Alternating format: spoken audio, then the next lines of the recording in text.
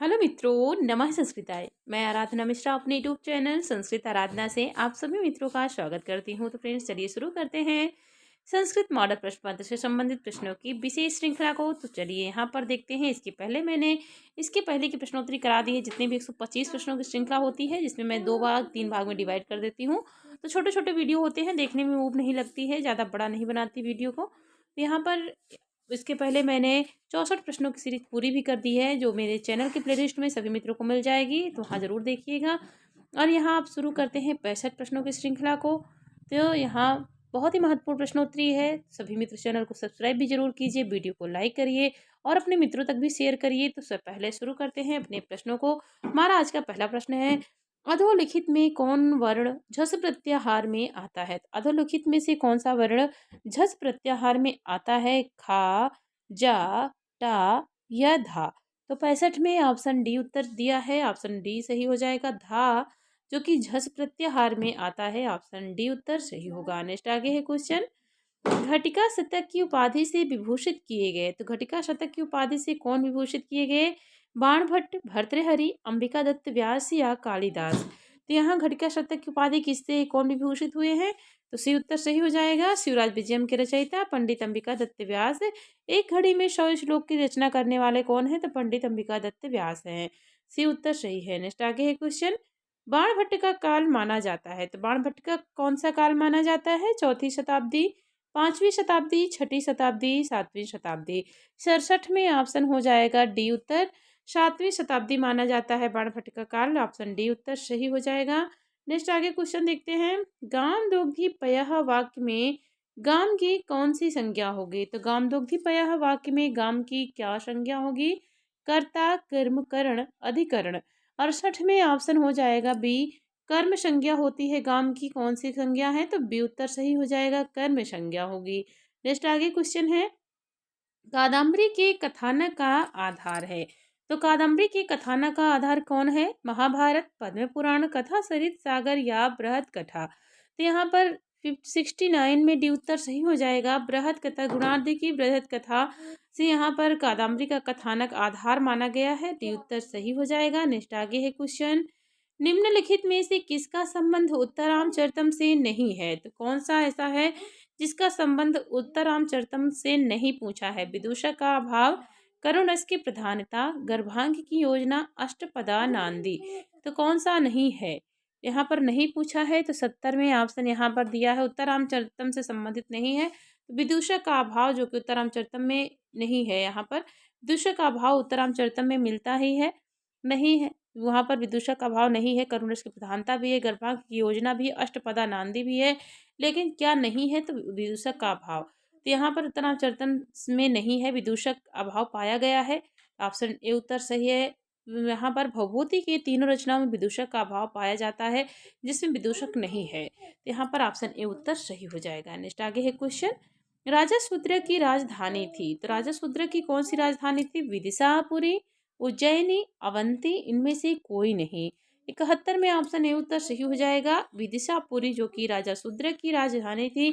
Option A उत्तर सही है। Next आगे है क्वेश्चन, छायांक का संबंध किस नाटक से है? तो छायांक का संबंध किस नाटक से है? उत्तरामचरितम, मालविकाग्निमित्रम, अभिज्ञान शाकुंतलम, स्वप्नवासो दत्तम? तो छायांक का संबंध किस नाटक से है? उत्तरामचरितम हो जाएगा। ऑप्शन ए उत्तर सही होगा। नेक्स्ट आगे है क्वेश्चन, निम्न के पूर्व से पर की ओर सही कार्यक्रम कौन सा है? तो पूर्व से पर की ओर का सही कार्यक्रम पूछा है, तो पहले कौन है और बाद में कौन है? माघ, भारवी, कालिदास, माघ, कालिदास, भारवी, कालिदास, भारवी, माघ, कालिदास, माघ, भारत? तो किसका कार्यक्रम पहले था? पूर्ववर्ती कवि से लेकर आज के कवि में यहाँ पर दिया गया है, इनका कार्यक्रम पूछा है। तो 73 में ऑप्शन हो जाएगा सी, कालिदास, भारवी, माघ। पहले कालिदास है, फिर भारवी है, और उसके बाद माघ का वर्णन मिलता है। सी उत्तर सही है। नेक्स्ट आगे है क्वेश्चन, अभिज्ञान शाकुंतलम का नायक दुष्यंत कैसा है?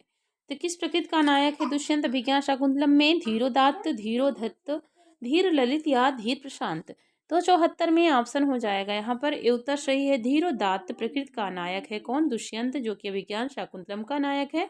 ऑप्शन ए उत्तर सही होगा। नेक्स्ट आगे है, क्वेश्चन को देखते हैं। किरातार्जुनीयम महाकाव्य में सर्गों की कुल संख्या कितनी है? तो किरातार्जुनीयम महाकाव्य में कुल कितने सर्ग हैं? 17, 18, 19, 21। तो किरातार्जुनीयम महाकाव्य में 18 सर्ग मिलते हैं, जो कि भारत की रचना है और बृहत्रयी के अंतर्गत आता है। यहाँ किरातार्जुनीयम 18 सर्ग माने गए हैं। अभी उत्तर सही है। नेक्स्ट आगे है क्वेश्चन। विंध्याचल की तलहटी में बहने वाली कौन सी नदी है? तो विंध्याचल की तलहटी में बहने वाली कौन सी नदी है? गंगा नदी, नर्मदा नदी, रेवा नदी या व्यास? तो यहाँ पर 76 में ऑप्शन कौन सा सही हो जाएगा? फिर विंध्याचल की तलहटी में बहने वाली नदी का नाम क्या है? तो नर्मदा हो जाएगा। बी उत्तर सही हो जाएगा, क्योंकि यहाँ पर नर्मदा नदी बहती है। यहाँ मेघदूतम में आया हुआ है, जो कि यक्ष बताता है किसे? मेघ को, कि जहाँ जाना वहाँ पर नदियों का जलपान जरूर करना। तो बी उत्तर सही होगा। नेक्स्ट आगे है क्वेश्चन। निधि शब्द किस लिंग का है? तो निधि शब्द किस में आता है? पुल्लिंग में आता है, स्त्रीलिंग में, या नपुंसक लिंग में, या दोनों में, उभय लिंग? तो निधि शब्द किस में आएगा? तो 77 में ऑप्शन हो जाएगा ए, पुल्लिंग में आता है। ऑप्शन ए उत्तर सही हो जाएगा। नेक्स्ट आगे है क्वेश्चन। निम्नांकित में पुल्लिंग शब्द कौन सा नहीं है? तो कौन सा नहीं हो जाएगा? निधि, विधि, प्रविधि, सरणी? तो 78 में ऑप्शन हो जाएगा डी, सरणी, जो कि पुल्लिंग शब्द का नहीं है। बाकी निधि भी आता है, विधि भी है, प्रविधि भी है, लेकिन सरणी नहीं है। डी उत्तर सही होगा। नेक्स्ट आगे है। मेघदूतम में यक्ष का नाम क्या था? तो मेघदूतम में यक्ष का नाम क्या था? राजवाहन, बुद्ध, हेममाली या इनमें से कोई नहीं?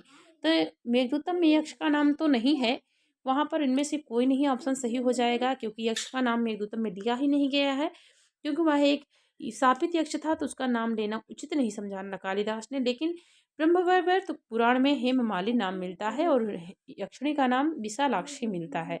तो लेकिन यहाँ पर मेघदूतम में पूछा है, तो मेघदूतम में इनमें से कोई नहीं मिलता है, यक्ष का नाम कोई भी नहीं है। नेक्स्ट आगे क्वेश्चन। भारत में सोमनाथ मंदिर का आक्रमण करने वाला मुस्लिम शासक कौन था? तो भारत में सोमनाथ मंदिर पर आक्रमण करने वाला मुस्लिम शासक का नाम क्या था? मोहम्मद गौरी, कुतुबुद्दीन ऐबक, महमूद गजनवी या बाबर? तो यहाँ पर ऑप्शन हो जाएगा सी, जो कि शिवराज विजयम में आया हुआ है, पंडित अंबिका दत्त व्यास की रचना है, जिसमें सोमनाथ मंदिर पर आक्रमण किसने किया था? तो महमूद गजनवी ने किया था, और वह भारत को 12 बार लूटा था, ऐसा दिया गया है वहाँ पर शिवराज विजयम में, जो कि ऐतिहासिक उपन्यास है। शिवाजी का वर्णन में उसमें पूरा दिया गया है चरित्र से संबंधित। तो सी उत्तर सही हो जाएगा। महमूद गजनवी 80 में ऑप्शन सी सही होगा। नेक्स्ट आगे है क्वेश्चन।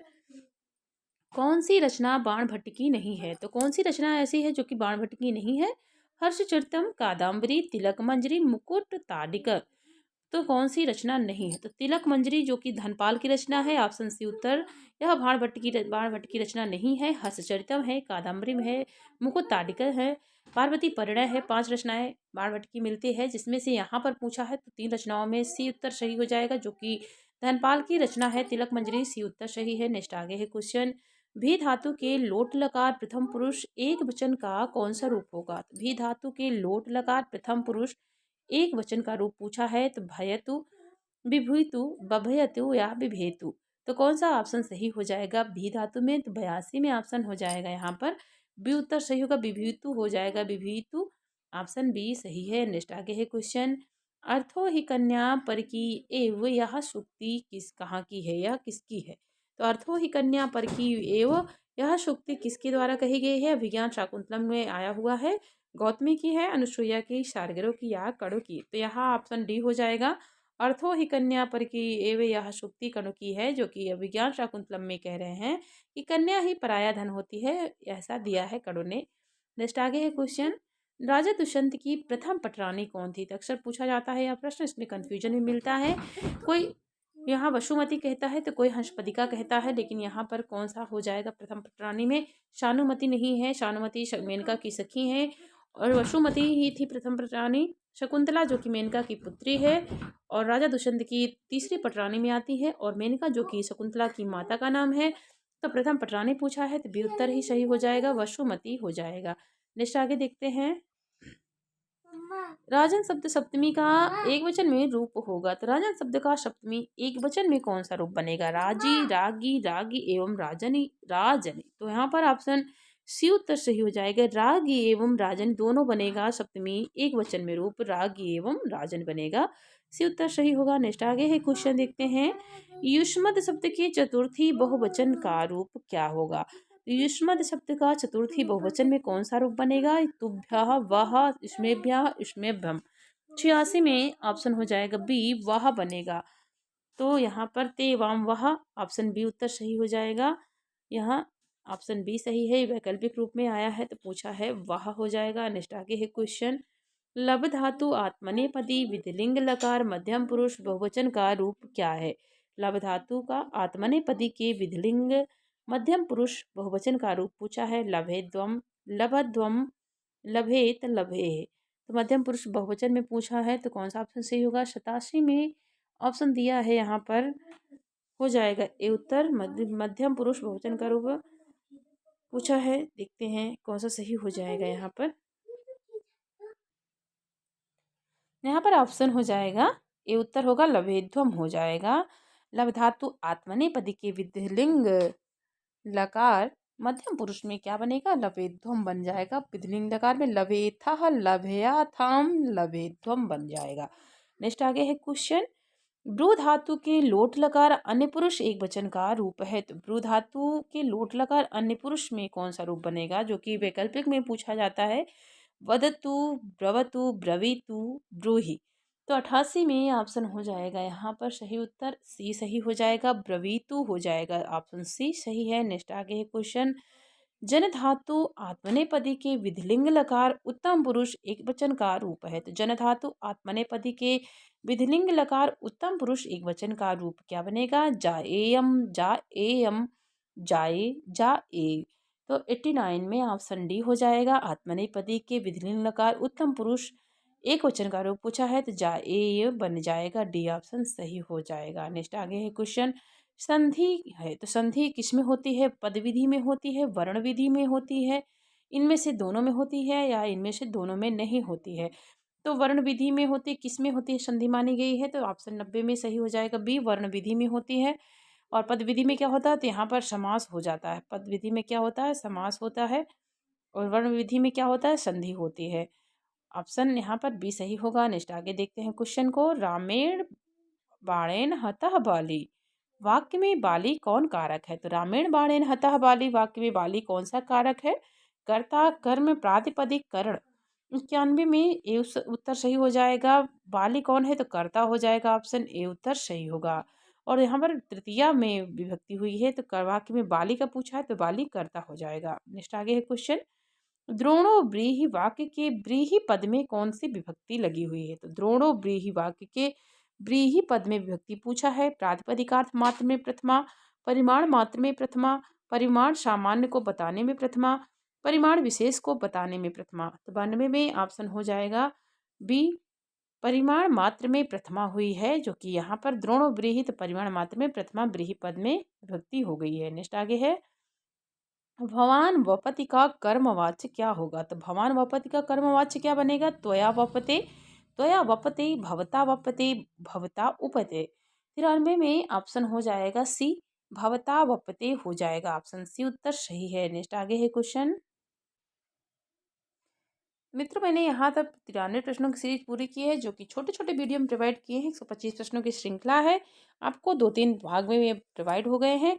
तो आप सभी मित्र जरूर देखिए। इसके आगे भी जो प्रश्न बचे हैं नेक्स्ट वीडियो में अपलोड करेंगे, तो सभी मित्र देखते रहिए और चैनल को जरूर सब्सक्राइब कीजिए, वीडियो को लाइक करिए, अपने मित्रों को भी शेयर जरूर करिए। तो आप सभी मित्र जरूर पढ़ते रहिए, प्रैक्टिस सेट का तरह है। आप इसको देखते भी रहेंगे तो बहुत सारे प्रश्न यहीं से मिल जाएंगे, जो कि हर एग्जाम में ये प्रश्न पूछे जाते हैं। और यही संस्कृत है तो संस्कृत में कोई अलग से तो पूछा नहीं जाएगा जी के जीएस की तरह, वही प्रश्न घुमा फिरा कर प्रश्न की प्रकृति बदल बदल कर घूम पूछेंगे। तो ऐसे ही देखते रहिए, प्रैक्टिस सेट है, काम करते रहिए, अपना प्रश्न भी देखते रहेंगे और काम भी कोई करते रहेंगे तो कोई दिक्कत नहीं होगी। साथ में वीडियो ऑन कर लीजिए, चलता रहेगा, सुनते रहेंगे। सुनाने से भी बहुत सारी चीज़ें याद हो जाती हैं, मैंने देखा है। तो सभी मित्र देखिए, आपका दिन शुभ और मंगलमय हो, इसी कामना के साथ मित्रों, नमः संस्कृताय।